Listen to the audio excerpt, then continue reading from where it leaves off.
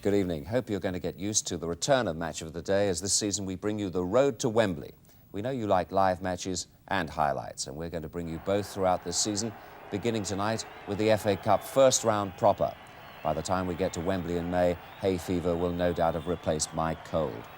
But at this early stage of the Cup, many of the names in the draw are still unfamiliar. Grays, Brandon United, Waterlooville, Bognor Regis Town. 33. Southport.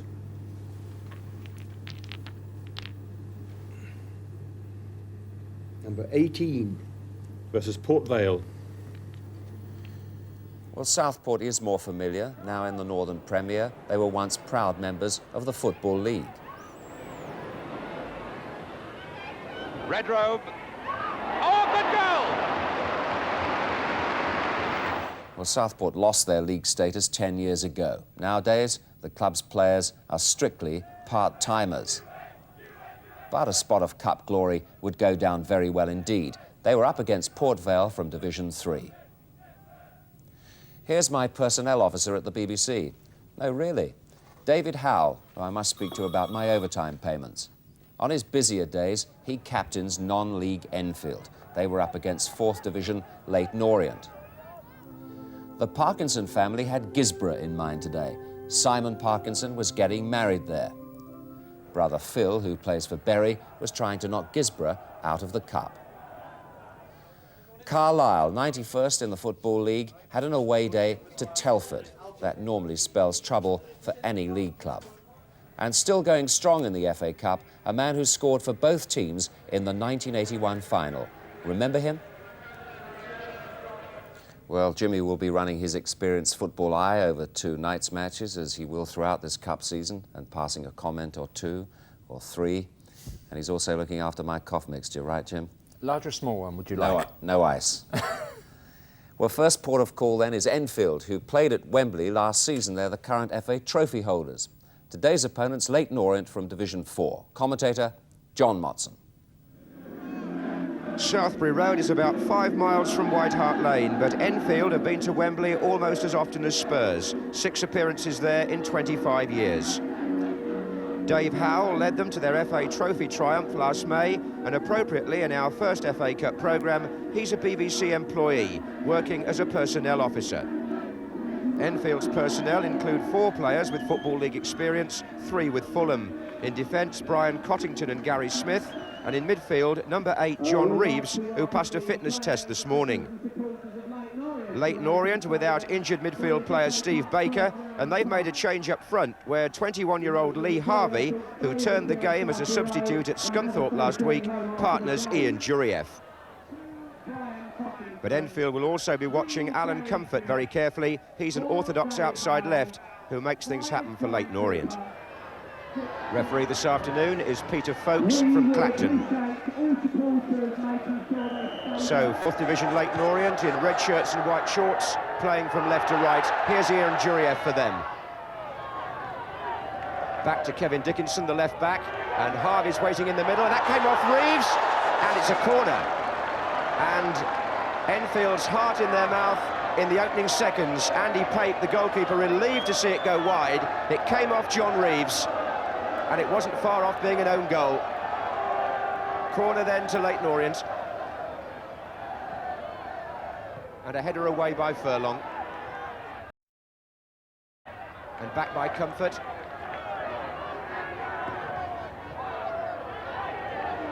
And the foul was by Paul Ward. Well, that could have been a really awful start for the non-league side. It was an awkward cross to have to deal with.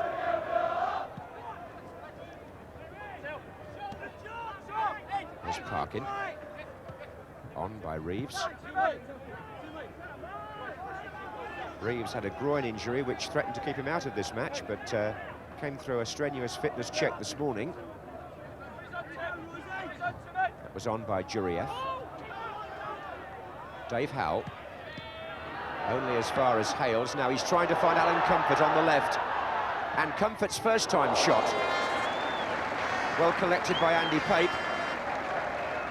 But Alan Comfort besides being a good provider of chances, has also got a good eye for goal.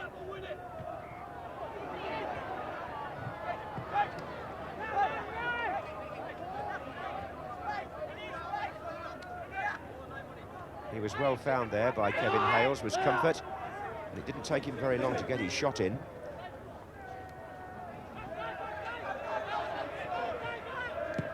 In by O'Shea, and Comfort's hovering again here, and he's got time to line this one up as Comfort, and a good stop by the feet of Andy Pape. Well, Comfort now has had two opportunities. The second one, he had time to weigh it up, still went for the shot, and Pape was equal to it. Sparrow takes the long throw. Francis, hooked back quite well, it's going to run on, this is Dickinson. Alan Comfort, nice ball down the line to Lee Harvey. Jurieff's ahead of him, Harvey takes on Howell, now this could be a chance for Harvey to show his speed. And he has, and there's Jurieff, and it was deflected for a corner. Enfield closed down well in the end, but Harvey turned them at first, and Jurieff's shot was deflected past the post. Hales will take the corner, and Sitton is up with Pape, and very calmly turned back to the goalkeeper by John Cooper. Half an hour gone in this first round FA Cup tie. Enfield 0, Leyton Orient 0. Harvey for Orient. Foul by Smith.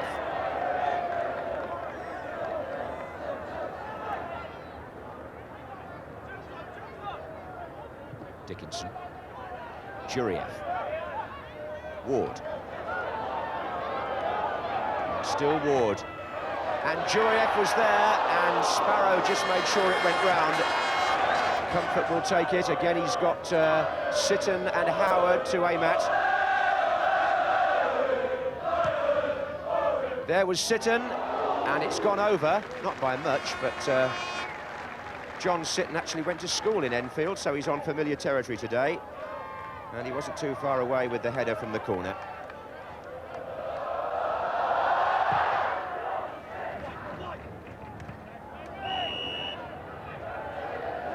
So a chance maybe here for Enfield to set something up. They've got a free kick. Dave Howell has made his way forward as usual. This is Smith with the free kick. And Howell's closing in. Was he pushed there? This is Francis. Well, I just wonder whether Dave Howell might look at the referee there. I had a feeling that our friend from the BBC might have just been shoved in the back as he went for that header. Well, you can draw your own conclusions, but as Nicky Francis hooked the shot over the bar, there was just perhaps the hint of a penalty appeal by Dave Howell. Eddie McCluskey, the Enfield manager, right nearest to the camera there, took over here in the 1979-80 season and has had considerable success at Southbury Road. Well-known figure in non-league circles is Eddie, and also a school teacher. Hales finds Ward, who in turn looks for Comfort. And this could be uncomfortable for the Enfield defence. Comfort shot! Oh, well, it nearly was. He has got a lot of style and quite a few alternatives when he gets possession, Alan Comfort. Once again there, he was up against Brian Cottington initially. He chose to come inside onto his right foot, and I don't think that was very far away. Harvey. Well, Sparrow gets away with the challenge as Harvey goes down. Reeves, Francis. Sparrow made good ground to get into the attack as well here. John Cooper also forward. And Francis sees Robin Lewis in space on the right. Chance maybe for Enfield. And Lewis brings the crowd to their feet with a shot on the run. Robin Lewis was the player who got away from the defence and fired narrowly over the bar.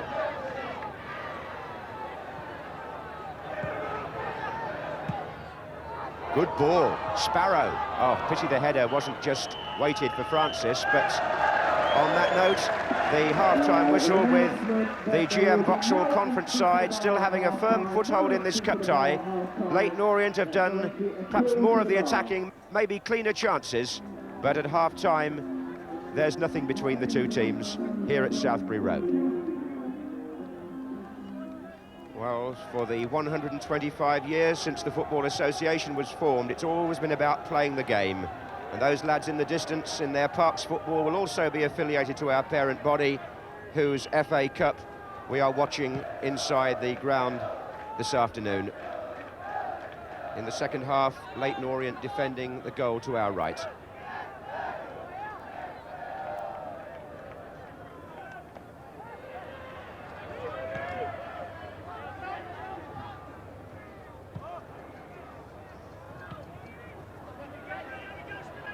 Gary Smith with Lee Harvey.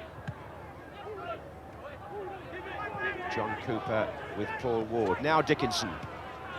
Comfort. Churiev's waiting, so was Harvey. Hales. Ward.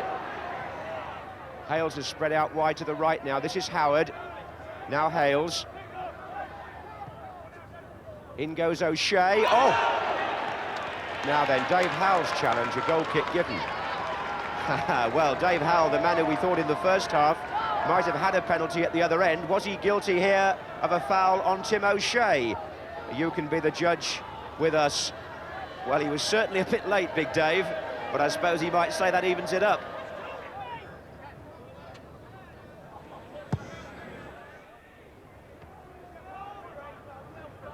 Furlong to Francis. Now then, can he beat Sitton?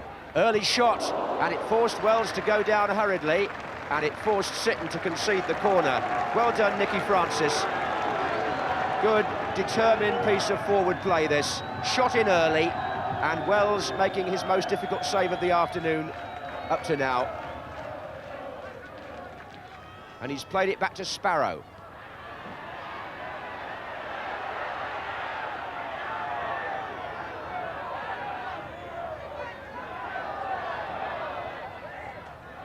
Cooper. There's Day with Furlong. And Sparrow's following up, and Francis and Lewis. Suddenly, Enfield find a way through the Orient defence. And there were 2 or 3 opportunities really here. It went behind Furlong, behind Francis, and Lewis couldn't quite get his foot round it.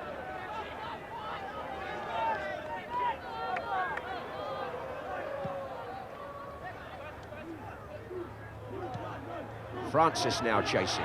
The defender is Sitton.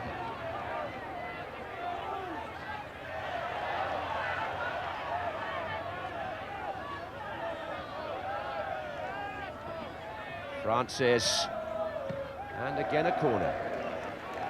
Well, certainly in the second half so far, Enfield have carried the game to Leyton Orient. Longer. Howell. 2 defenders were up with him. John Cooper's there. They're appealing for offside. And Furlong has put the ball in the net, and Enfield have taken the lead through Paul Furlong. With the Orient defence pushing out, there was no flag, and the GM Vauxhall Conference side are in front. It was the time for them. The ball played through following the corner, the flag stayed down, and Furlong, left foot, found the corner. So their hero in the FA Trophy final replay, he scored 2 in that match at the Hawthorns, has opened the scoring after 59 minutes here today. And now the 4th Division team have to come from behind. Point number 1 is, will Enfield's defence just keep their shape here from this corner, which Hales will take. Sitton and Howard are forward again. It's come out to Alan Comfort. That's his shot. And now a similar situation at the other end. It's Comfort. And he drove it near enough to Andy Pape. And the goalkeeper to smother.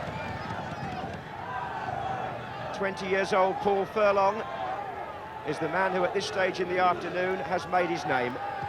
as the defence came out, I would say he wasn't offside. There was a defender in there who I think played him on. It might have been Sitton, and that was a good goal.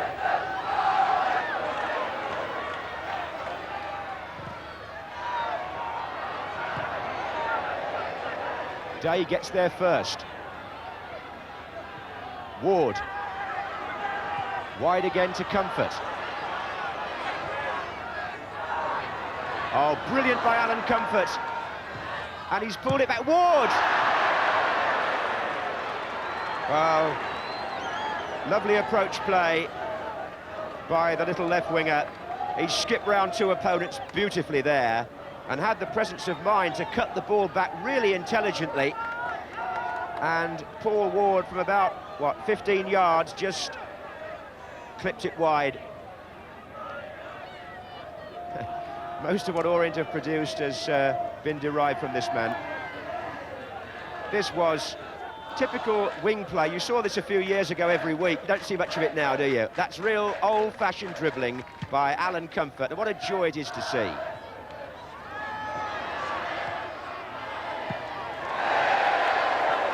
now Paul Furlong on the break.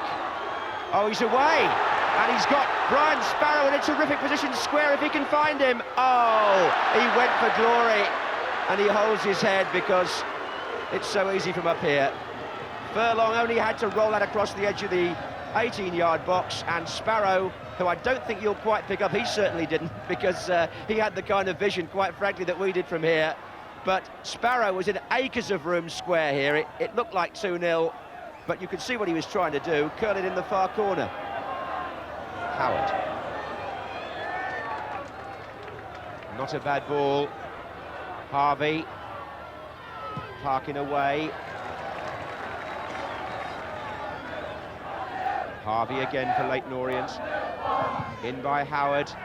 Up they go. Oh, and Comfort! What a fantastic save by Andy Pape. Well, Alan Comfort thought he'd scored, and I have to say I did too. Corner to Leyton Orient.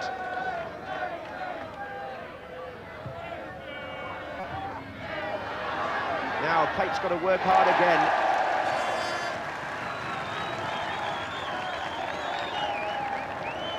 It was the perfect cross.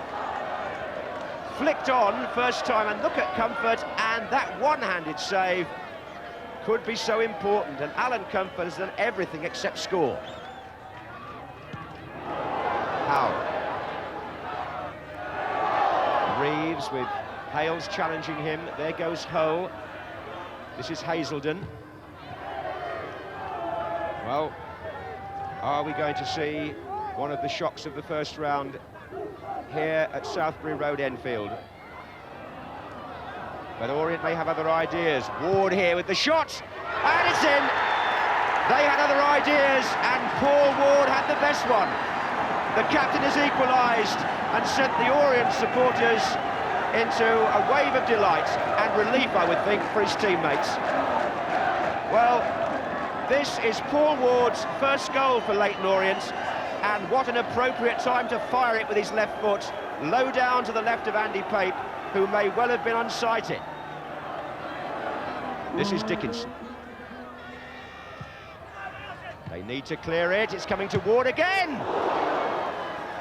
Other foot this time. Well, this was nearly the second for Paul Ward. Oh, close.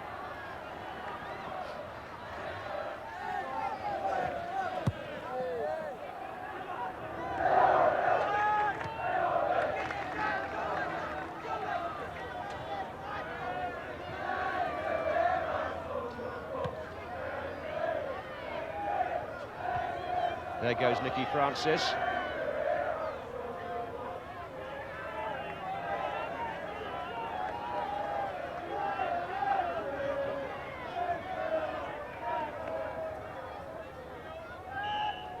Well, Honours are even, and Eddie McCluskey's GM Vauxhall Conference side force a draw and a replay against Frank Clark's Leyton Orient. Both managers smile, and the match was played in a good spirit, there's no doubt about that.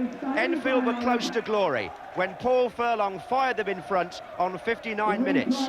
They held on to the lead until 10 minutes from the end, and then Paul Ward, Orient's captain, just at the right moment, with a wink and a smile, produced the equaliser that sends the two teams back to Brisbane Road on Wednesday evening, 7:45, for a replay. Enfield won, Leyton Orient won, and hugely enjoyable. Jimmy, 1 or 2 points out of that match? Yes, I think Enfield did very well. They frightened the life out of Leyton Orient, I think, right until the end. And really, a tight decision on offside. And I think we can first of all confirm John Motson's accurate view of this one. The time you get a clue is when the ball is headed forward here, and as it hits the ground, you'll see Furlong's position there in an onside position between the defenders, and he goes on and neatly finishes at the end of the day. There we are, a nice sweet left foot. And he was on top of the world, and so were Enfield. But then, of course, he had the chance to put them two ahead, and he does the first part of it so well. What you can't see, or you might just see from here, is that Sparrow is up the middle. Yes, you can see him there, and instead of laying it across the centre, he elects to shoot from, 20 yards in an angle, 20 to 1 against. Wasn't a wise decision, and so I suppose you could say he was just half a furlong away from glory. Good line, Jim. Right, next match, Southport against Port Vale. Southport mid-table in the HFS Loans League, the old Northern Premier. Port Vale currently third in Division 3. Barry Davis at Hague Avenue. There'll be plenty of thoughts among the crowd at Hague Avenue of other days, and they're maintained by Graham Rowlands, whose grandfather, Jack Little, played a part in Southport's best ever cup run to the 6th round in 1931. Rowlands is one of 6 in the Southport 13 under-22, but their hopes could rest most with the man from the Department of Health and Social Security, Tony Quinn.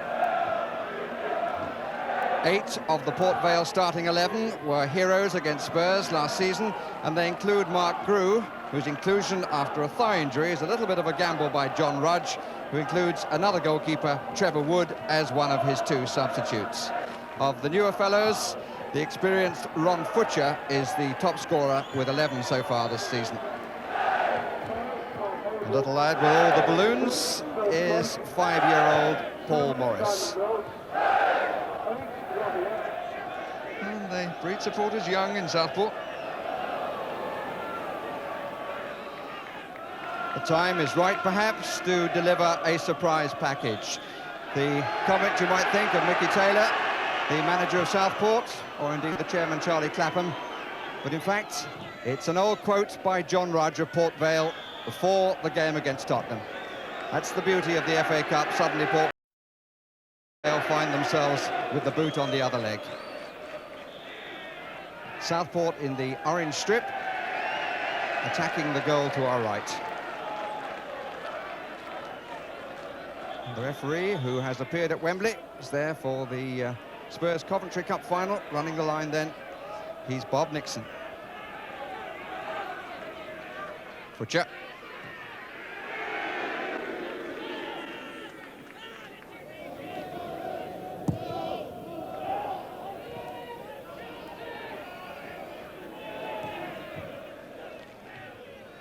Sturgeon. Mitchell.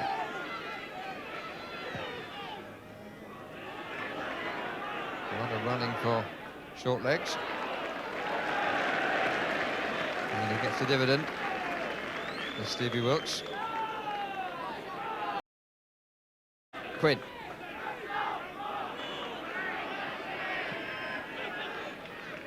Sturgeon. Marsden needs somebody right side, but there's nobody there. Looking for Wilkes, it's a useful ball. Help from behind, from Gamble, and from Quinn. Right underneath it. But A little bit of inspiration coming from Phil Marsden. Certainly that's the best move that Southport have put together. But as he came through on the right, he needed somebody wider. Instead went the other way to a useful ball to Stevie Wilkes, who might perhaps have cracked it first time. I'm not sure. Quinn with the eventual shot.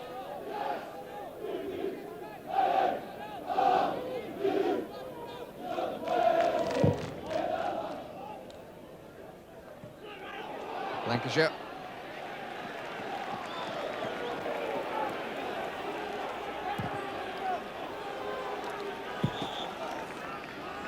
Mike Prejic, the former England fullback, number 2 to John Rudge at Port Vale.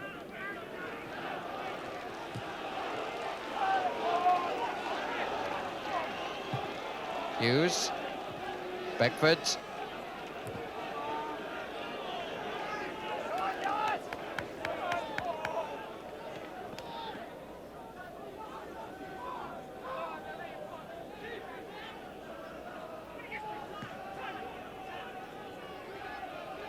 Riley, challenged just as he was going to make the pass. Quinn, Wilkes trying to get in front of Sproson, who played it neatly. Well won by Byron. Webb.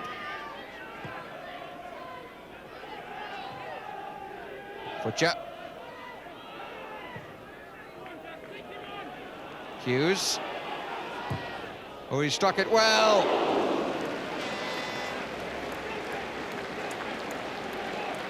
Cleanest shot so far.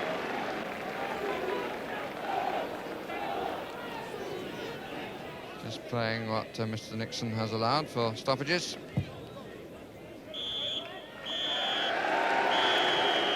And we reach half-time with a blank score sheet.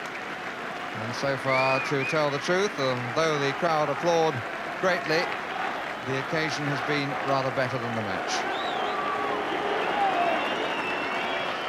One or two lads on the roof of the King George V College, which is just behind the ground here on Hague Avenue, and indeed is where the present Secretary of Education, Kenneth Baker, had some of his formative years. And among the crowd, the manager of Northern Ireland, Billy Bingham, looking in good form. He began his managerial career, in fact, here at Southport, and he's presumably hoping that Southport will end a 20-year run.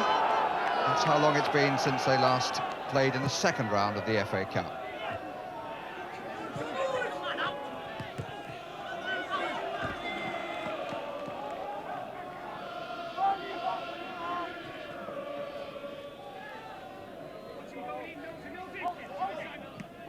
Thompson.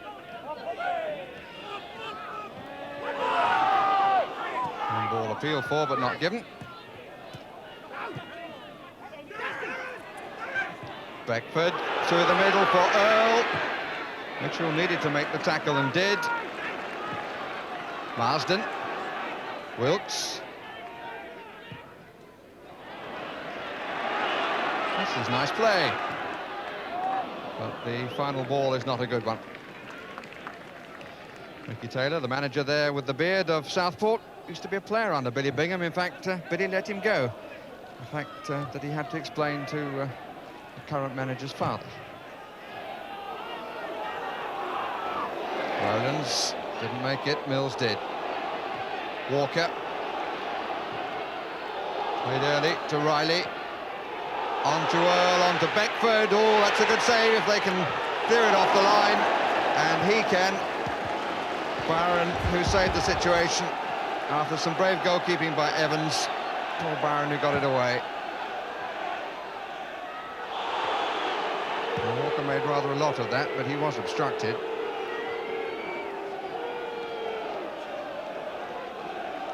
Southport having to struggle to live with an increase of pace here from Port Vale.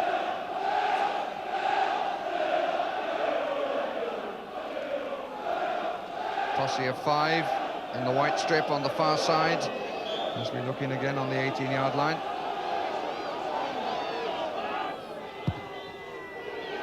Butcher at the back, and it's Sproson who scored.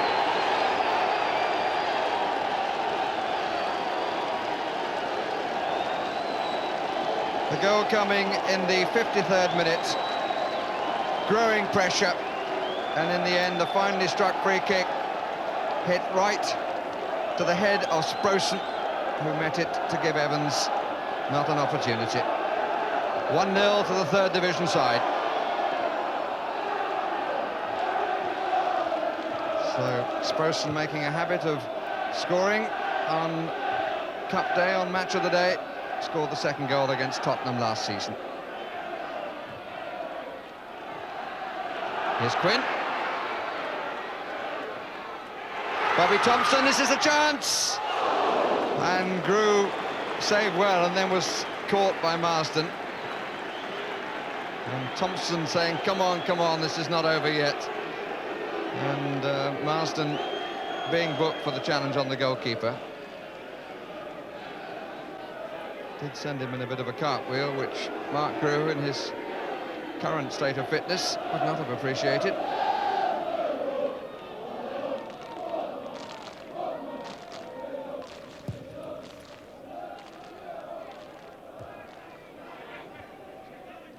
Earl. Oldroyd having to come back to cover. Doesn't actually get his first touch, though. 22 years old, came to Southport in the close season.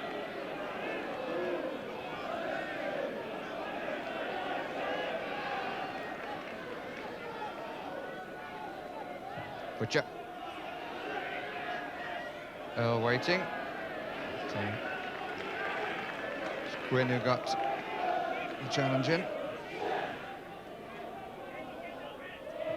Thompson. Nobody feeding on the header. Sprosen. Oldroyd not aware that Radi was behind him. Here's Butcher. Good save.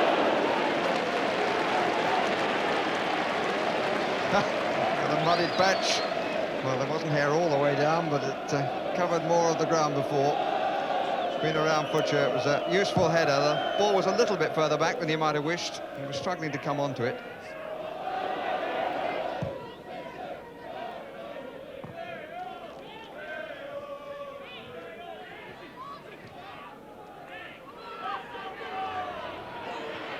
Quinn. Oldroyd. Marsden is behind him. That's looking for Thompson! Oh, that's a great save! That's a marvellous save by Mark Grew. Thompson met it on the full with plenty of meat, and Grew got across to turn it away, and I'm sure up in the stand, John Rudge must feel, gosh, I'm justified in making my decision to bring Grew back.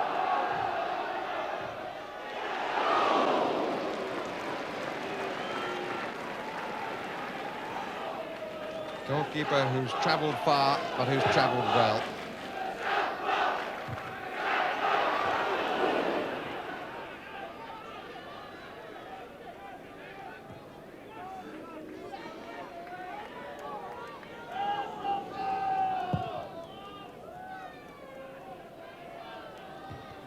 Sprosen's header. His goal still dividing the teams. With just under 12 minutes remaining. Sturgeon in trouble from Butcher. Referee allows play to continue. Butcher, and over the top by Beckford.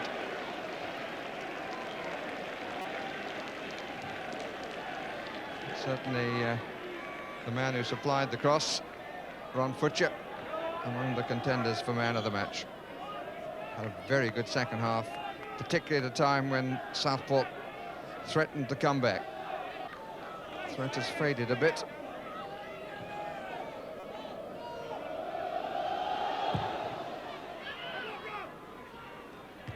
Won by Sprosen.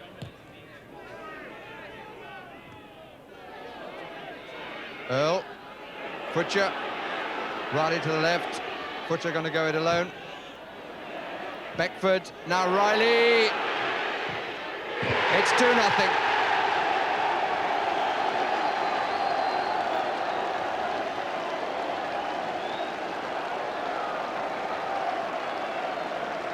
A goal which surely takes the third division side through to round 2 and ends the hopes of Southport with only 10 minutes left. Beckford aware of where Riley was, and it's 2-0 to Port Vale.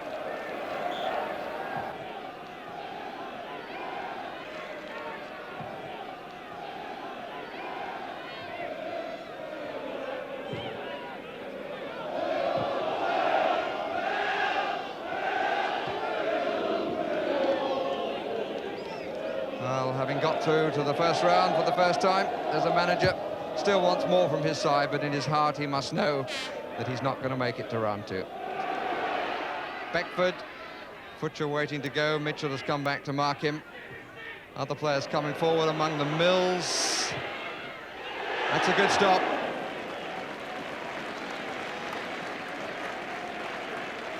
Paul Evans deserving the cheers.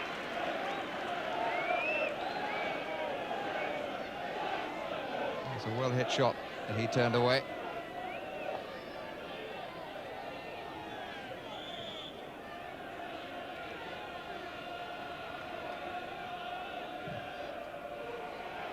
Sprosen coming forward again. From rather further out than when he scored Port Vale's opening goal.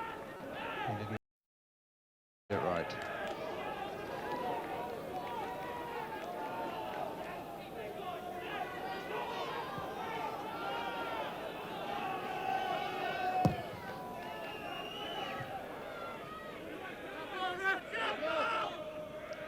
Kept in.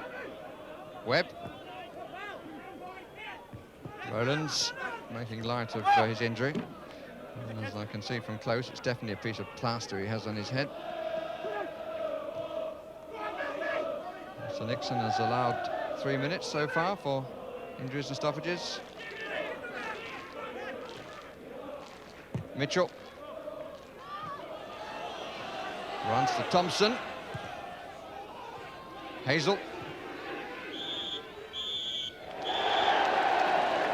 Third division side knew a bit too much to in the end spoil Southport's day. Ron Futcher very much the orchestrator of his team in attacking sense in the second half. But Southport will look back and wonder what might have happened but for that magnificent save by Mark Grew that denied Bobby Thompson. Second half scorers for Port Vale, Sprosen in the 53rd minute and Riley in the 80th. And the side in third place in Division 3 go through 2-0. Now, Jim, you're going to look at a Bob Hazel tackle in that match. Yes, because it's something that's in people's minds at the moment, a player going for the ball or for the man. Here we can see the first angle of it, and you can see it looks really violent, but from this angle you will see that he does play the ball with his left foot as we take it slowly. There's him playing the ball, but his right foot does clatter the player down. It looks violent. The defender would argue that he was honestly playing the ball and not expect to get his name taken. Worrying about violence at the moment, referees might be over-apt to see a crime where it hasn't been committed. And I think they have to be very careful to make absolutely sure that there is malice before they take a name. But that referee had a good game. And I think Bob Hazel enjoyed the tackle, and the fellow against him is still Knew fit. about the tackle. He knew about it, but he's still playing. OK, well, now you get your first chance to play in the FA Cup, and what happens? Your brother decides to get married on the same day, doesn't he? Simon Parkinson spent his day being a bridegroom in Guisborough, a little nervous, but still able to smile. Phil Parkinson spent the afternoon playing for Bury against Guisborough. The rest of the family chose confetti before the cup, and this is what they missed. Bury get us underway in their change strip, dark blue shirts and white shorts, playing left to right. It's Trevor Smith for Guisborough. Throw to be taken by Davy Lee, now leaving it for Andy Hill, Bury skipper.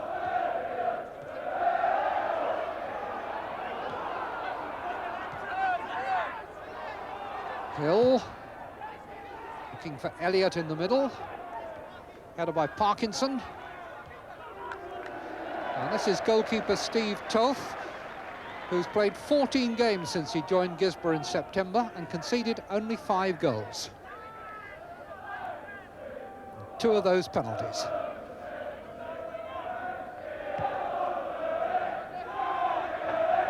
Looking for Hankins' head. Parkinson, and Robinson comes away with the ball. Lee. Still Lee.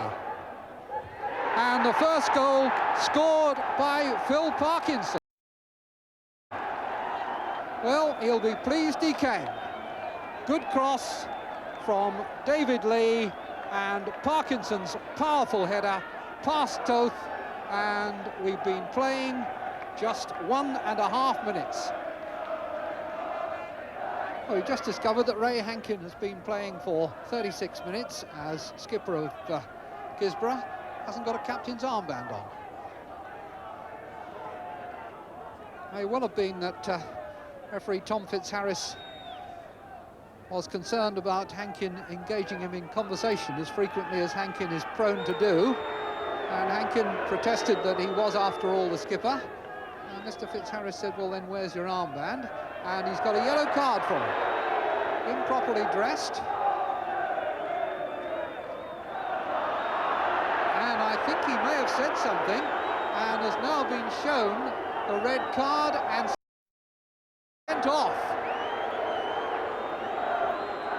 Well, I'm sorry to say that Ray Hankin has had a history of early baths, and it's very often a quick tongue that gets him into trouble. One of Bury's best football has been played in this area of the pitch, but they haven't been so decisive in the last third. Now Moni, can he set up something for Guisborough on the break? Has 4 men ahead of him. And has sent Parkinson the wrong way. It's put Davis through. Can Davis get it? Good save.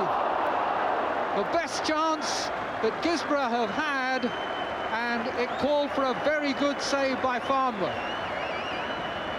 Started with a very good run by Amoni. He lost Parkinson, slipped the ball nicely for Davis, but Farnworth had come quickly off his line and reduced the options. Gerald Sinstadt commentating, Phil Parkinson winning the match, then going to the reception of his brother Simon Parkinson, who made his match today. If you're watching this, it's a bad start, Simon. Now, if you were looking for a non-league club to go furthest in the Cup, you'd probably have picked Telford. They've beaten 10 league clubs in the last 6 seasons. Difficult one then for visiting Carlisle today. It was made a little easier when Telford's Steve Nelson was sent off, though. Here's the second half action now with Tony Gubber. Hetherington. Gorman.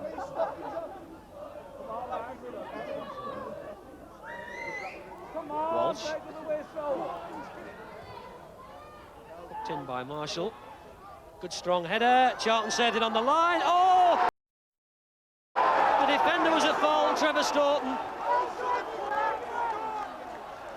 Carlisle, 91st in the Football League, get the goal that's brought their crowd spilling out onto the pitch. What a man to score the goal. Derek Walsh, the left back, who'd come forward. A good save by Charlton, but Trevor Staunton, for all his experience with Liverpool, Tranmere and Chester, was slow to clear the danger. And the fullback nipped in and poached the goal. It's 1-0. Oh, Staunton missed it. Oh, and so did Lee. They've let in Hetherington. And Charlton was quickly off his line. Well, what a catalogue of misses by the Telford defenders.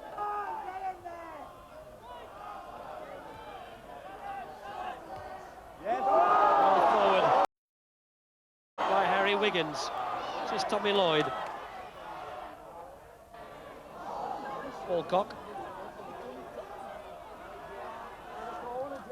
That's a good cross in that situation. Cunningham! Oh!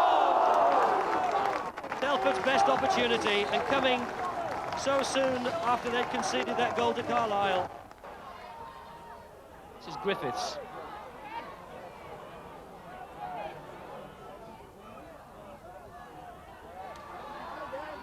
Going back to Wiggins.